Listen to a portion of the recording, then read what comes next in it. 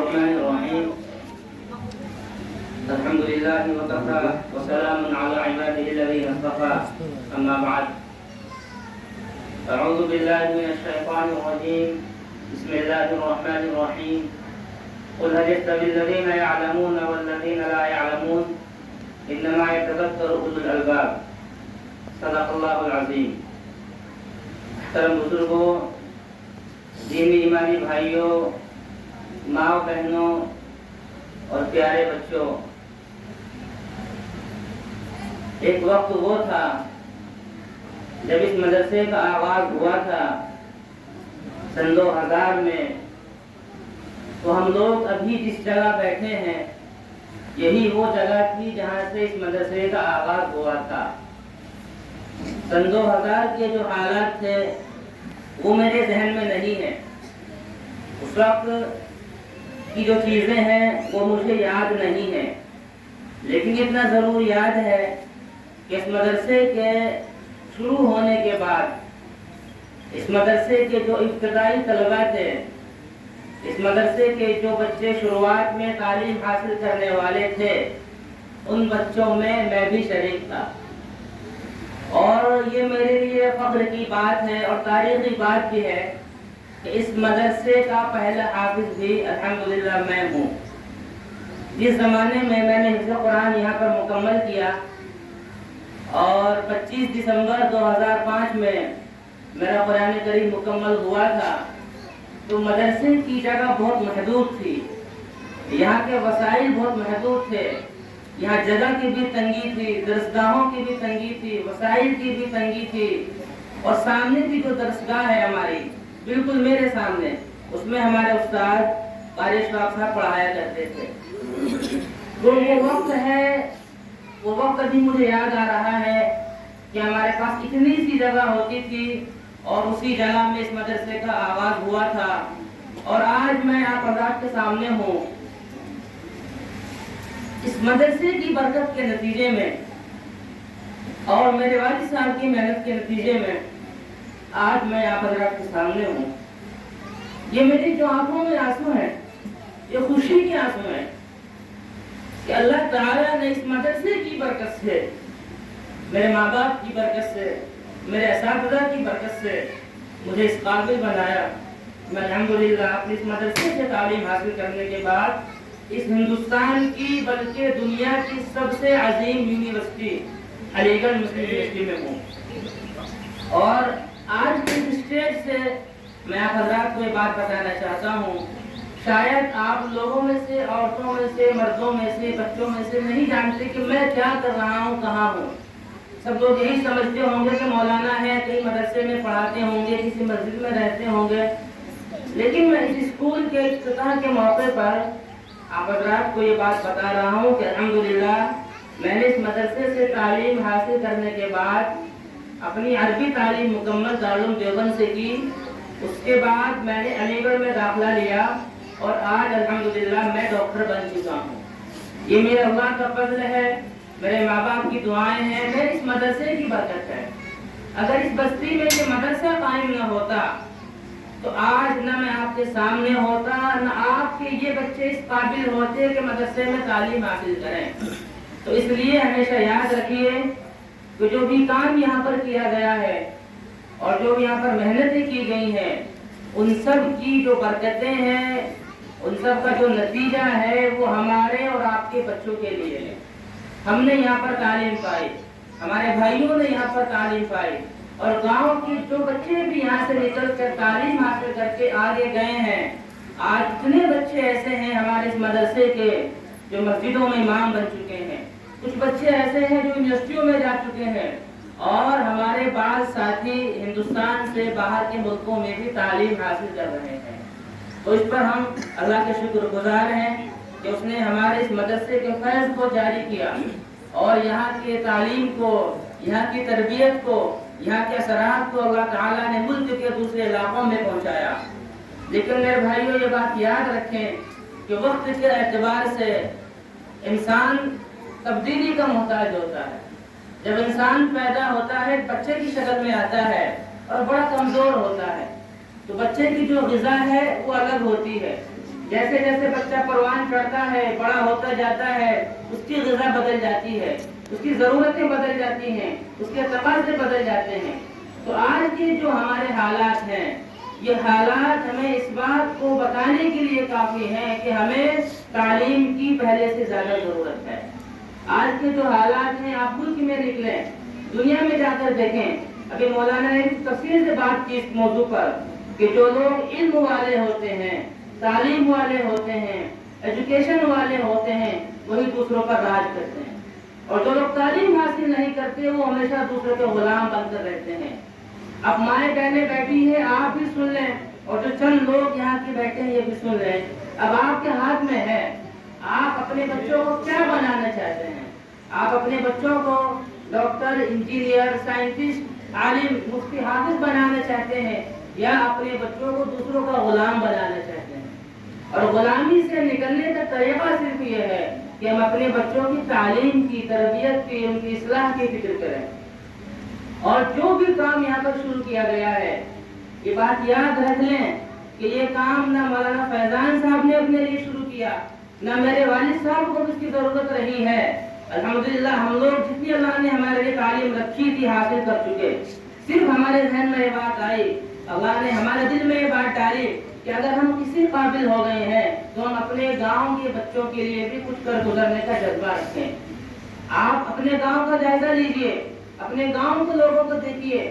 گاؤں سے نکلنے کے بعد لوگ ترقی کرتے ہیں اور اپنی ہی ترقی پر صرف اکتفا کر لیتے ہیں، کوئی آپ کی فکر نہیں کرتا۔ چاہے جو دلی میں رہتے ہیں، چنڈی گڑھ میں رہتے ہیں، دوسرے علاقوں میں چلے جاتے ہیں، اپنے بچوں کے لیے بہتر سے بہتر اسکول کا انتخاب کریں گے، اپنے بچوں کو اچھی تعلیم دیں گے، لیکن آپ کے بچوں کے لیے کوئی نہیں سوچے گا۔ ہم نے اس ضرورت کو محسوس کیا اور ہمیں اس بات کا احساس ہوا کہ ہمارے بچے جس طرح سے اس مدرسے سے حافظ بنتے ہیں، آگے جا کر عالمیت میں داخلہ لیتے ہیں، تو کاش کتنا اچھا ہو کہ ہمارے بچے حفظ کے ساتھ ساتھ میں انگلش زبان کے بولنے والے بھی ہوں، ہمارے یہ بچے دین پڑھنے کے ساتھ ساتھ میں دنیا کی تعلیم بھی حاصل کریں۔ جب دنیا میں یہ بچے ہمارے پہنچے، کہیں بھی یہ بچے ہمارے جائیں تو انہیں کسی طرح بھی پریشانی کا شکار نہ ہونا پڑے۔ تو اس لیے اس مبارک موقع پر، آج اس اسکول کے افتتاح کے موقع پر، میں اپنے بڑوں کا بھی شکر گزار ہوں۔ ہمارے والد صاحب کی سرپرستی ہے، فیضان بھائی کی محنتیں ہیں، اور یہاں کے اساتذہ کی توجہات ہیں۔ اب آپ ماں باپ کی بھی ذمہ داری ہے کہ ہر طرح سے ان کا تعاون کریں۔ یہ بات یاد رکھیے کہ اسکول ہو یا مدرسہ ہو یا کوئی بھی تعلیم ہو، اس کے 3 کمپوننٹس ہوتے ہیں، اس کے 3 حصے ہوتے ہیں۔ 3 چیزوں سے مل کر ہی کوئی بھی نظام پختہ ہوتا ہے۔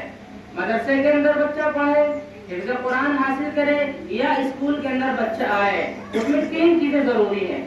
نمبر 1 استاذ کی محنت، نمبر 2 طالب علم کی محنت، اور نمبر 3 ماں باپ کی محنت۔ اگر یہ 3 کمپوننٹس ایک ساتھ مل کر کام کریں گے تو انشاءاللہ جو مقصد ہے وہ ہمیں حاصل ہوگا۔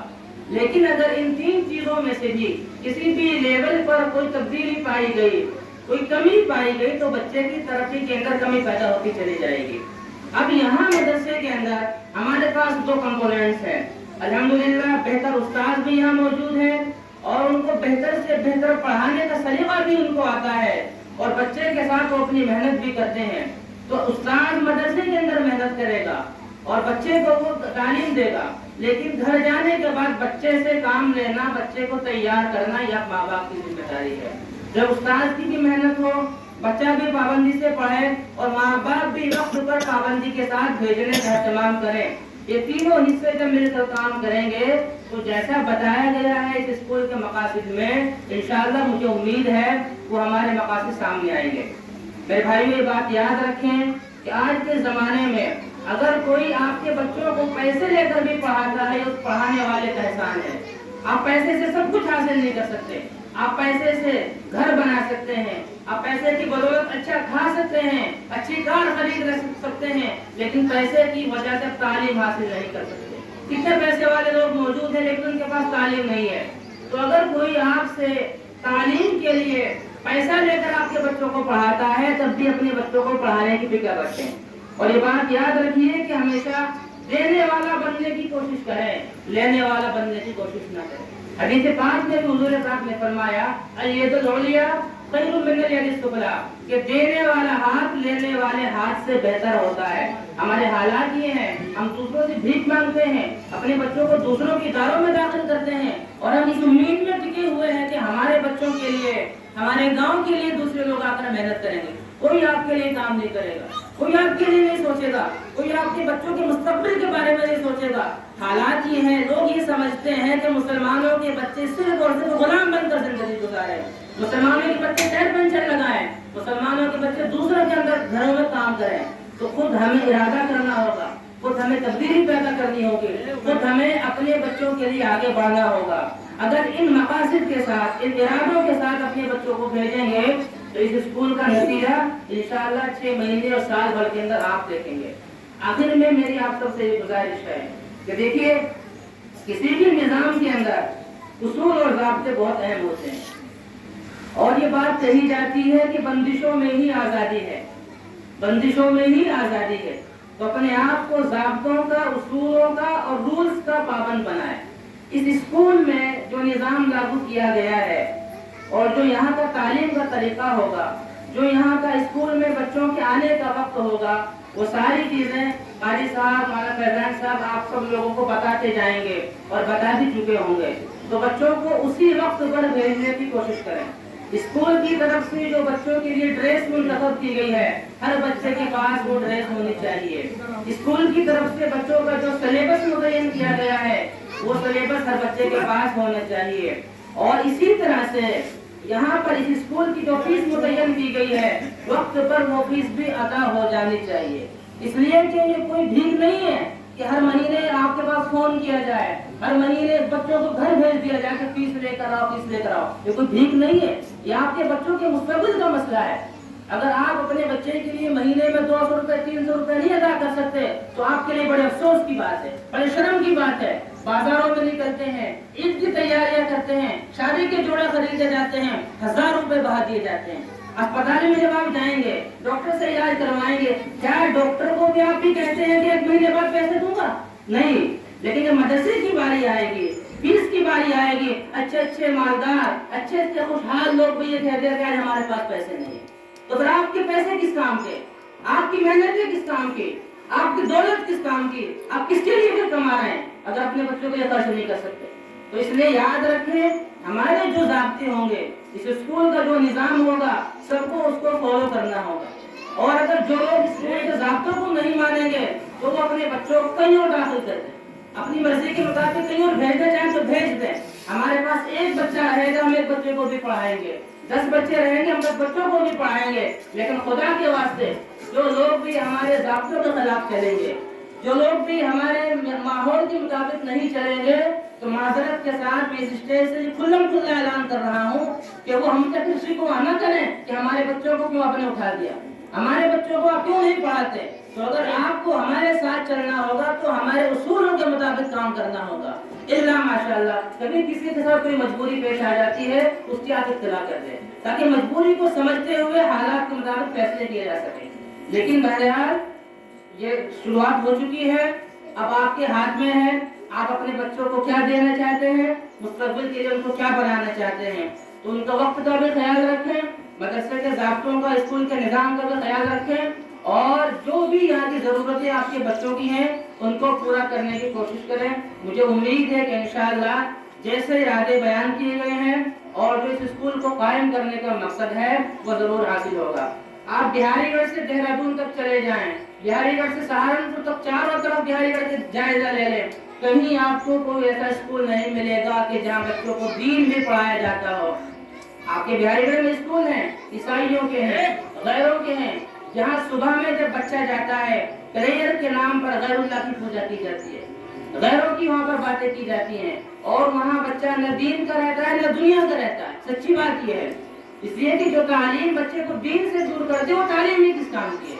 تو ضرورت ہے کہ ہمارے بچے, جیسا کہ جس میں ادارے میں ہوں علی گڑھ میں, ہماری یونیورسٹی کے بانی نے یہ بات کہی تھی سید احمد خان صاحب نے, کہ ہم یہ چاہتے ہیں کہ ہمارے بچوں کے ایک ہاتھ میں قرآن ہو, ایک ہاتھ میں سائنس ہو, اور ان کے سر پر لا الہ الا اللہ کا تاج ہو.